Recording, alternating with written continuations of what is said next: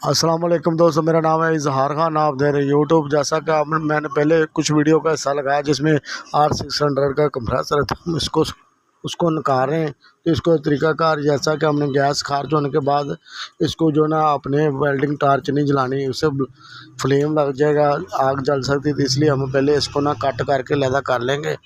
तो फ़िल्टर वाली जगह से हमने कट किया है। तो इसको लैदा करने के बाद हम करेंगे क्या कि थोड़ी सी R22 इसमें से गुजार देंगे, दोनों तरफ से गुजर के बाहर आ जाएगी। तो जितनी अंदर मौजूद R600 है वो बाहर खारिज हो जाएगी। तो उससे भी फ्लेम का जो ना रेशो कम हो जाएगी। तो वो खारिज होने की वजह से जो है ना अंदर जो ना R6 बिल्कुल ख़त्म हो जाएगी।